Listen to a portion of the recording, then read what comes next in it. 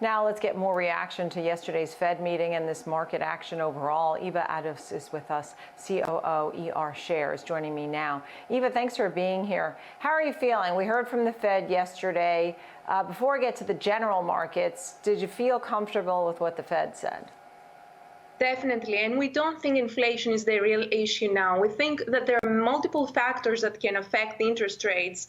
And for example, foreign debt, the foreigners who own some of the US debt. The Fed chairman made it clear that there won't be any rate hikes going forward and the inflation will stay between 2 to 2.4%.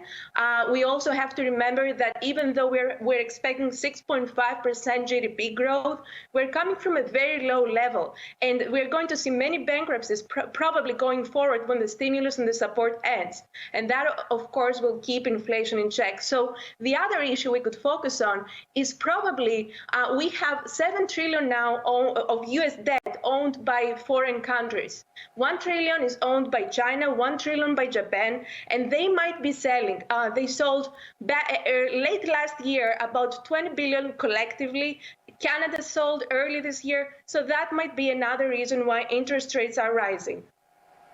Yeah, and that was a concern last year. I'm glad you brought that up because that became concerning because China does hold so much of our debt and can theoretically move things more than we even anticipate sometimes. That being said, you mentioned bankruptcies. Tell me more about what kind of bankruptcies, maybe quantify the bankruptcies. I don't know, put it into some perspective for us. So what we are seeing is value companies, for example, in the hospitality and entertainment area, they have piles of debt. Their revenues went down 40 to 50% last year. For example, Avis car rental, their revenues went down 40% last year. They have piles of debt, significant bankruptcy risk, and also competition with Uber, Lyft, and even Zoom and business conferencing. So that will definitely affect them going forward. When it comes to Marriott International in the hospitality industry, they also had 50% decrease in revenues last year. They have competition with Airbnb and other players, and that might also affect them going forward. So of course, when it comes to smaller businesses in these industries, it's also more significant because they don't have any support. So unfortunately, we think that many companies in the retail sector or the hospitality and entertainment sector might go bankrupt. Okay. Well, I mean, I see where you're coming from with that. It's not unusual to see that, particularly how they've suffered after what's going on here, right? I mean, 100,000 small businesses or something closed already. I know you have different areas that you like and some picks for us. So I wanted to go over that. I saw Bigene here and Veracyte. Tell me a little bit about those names and why you like them. So we are focused on biotechnology and healthcare because they have inelastic demand in most cases. So even if there is inflation in the future, some of the healthcare companies won't be affected that much. We have to remember that when the rates increased, healthcare companies traditionally were able to pass along their costs associated with the rate increase by increasing their own product prices. And some people really need to take a drug, so no matter what the price will be, they'll still will purchase that drug. And when it comes to biotechnology, we also have the play of technology, and we have to remember in any industry, our behaviors change through the pandemic, and we are not going to go back 100% where we used to be in 2019. So the issue here is that many people are going to benefit from biotechnology companies. They need mRNA controls and other CRISPR solutions that can cure diseases that we were never able to cure before.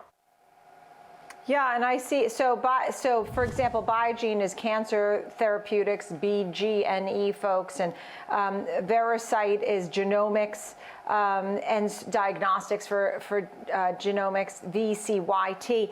Also, I know you have ETFs that you like as well, Eva. So tell us about that. So we have our US ETF, ENTR, and an international ETF, ERSX. They both invest in entrepreneurial companies. We have a big exposure, of course, in biotech because of the reasons I mentioned before. BioGene is also an international company, so ERSX is focused a lot on international small to mid-cap companies. So BioGene, for example, that you mentioned, is a great player. We think it's, even though it's based in China, it's really a global company. It has a global platform for developing products. They have partners around the world. Actually, their strategic partners, including BMI and Amgen, own more than 35% of the company. And what's really significant among these entrepreneurial companies is their R&D increase. BioGene, for example, increased their R&D by 500% over the last 3 years. To compare it with traditional players like Johnson & Johnson or Pfizer, they increased their R&D by 10%. BioNTech was the company that Pfizer worked with for the vaccine.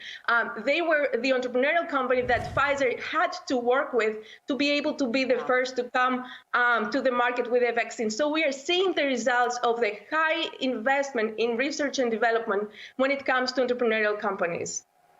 Yeah. Great to chat with you always. Thank you for bringing us some ideas and thoughts that we don't necessarily always talk about, Eva. I really appreciate it. Eva Ados, COO, ER Shares. Thanks, Eva.